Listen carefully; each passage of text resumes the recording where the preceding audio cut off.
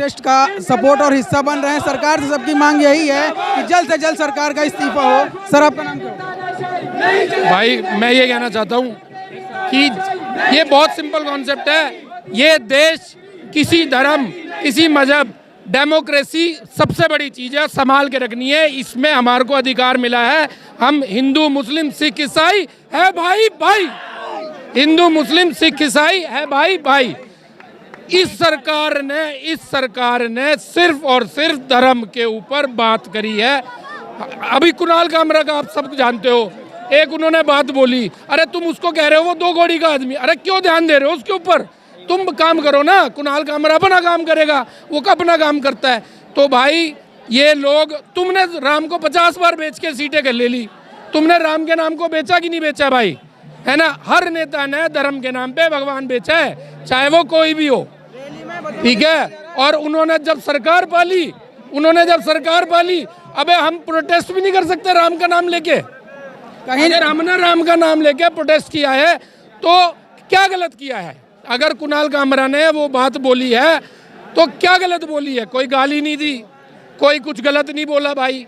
अबे जब तुम राम के नाम पे वोट मांग सकते हो तो हम भी तो कह सकते हैं कि हमारे बच्चों, भाइयों, बहनों सब आ जाओ। भगवान ने ही बोला है मैं भी ये काम कर। लगभग 22 से 23 दिन हो रहे हैं प्रोटेस्ट को, यानी धरना प्रदर्शन को। आपको क्या लगता है कि इसके बाद आप लोग इनसे इस्तीफा ले पाएंगे? देखो, इस्तीफा की मैं बात बताता हूँ। अगर आप ये सोचते हो कि डेमोक्रेटिकली इस गवर्नमेंट को हम हरा सकते हैं या हम इन्हें चुनावों में, ये तो नहीं, क्योंकि भाई वो इतने आराम से बैठे हैं। कोई इतने आराम से कैसे बैठ सकता है?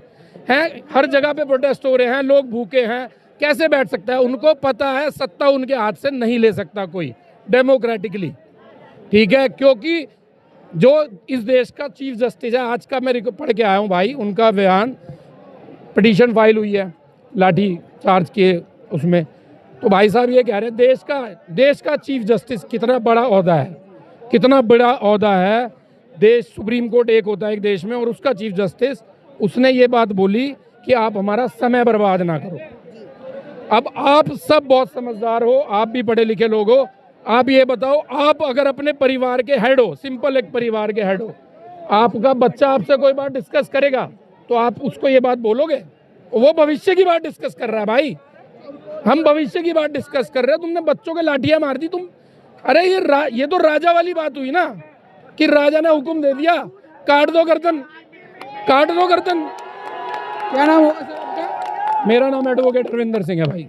हमारे साथ एडवोकेट रविंदर सिंह जी थे, जिन्होंने सरकार के प्रति काफ़ी विरोध जताया, और जहां तक उन्होंने ये भी डिमांड की कि सरकार को इस्तीफा देना ही होगा, धर्मेंद्र प्रधान का इस्तीफा। मैं इसी तरीके ये देश ऐसा है, ये बीजेपी इतनी बेकार और छोटी पार्टी है कि तुमने भगवान को डांस करा दिया ट्रक के आगे, हनुमान जी को कहीं ना कहीं पतंग उड़ाते हो तुम। ये तो तुम्हारा भगवान, तुम्हारी भावना और मेरे कुछ भाइयों की, जो कि कम पढ़े लिखे मानता हूँ, उनकी आहत तब नहीं होती है ना। और अगर कोई व्यक्ति उस पर एक कविता लिख देता है तो तुम्हारी भावनाएं आहत हो जाती हैं।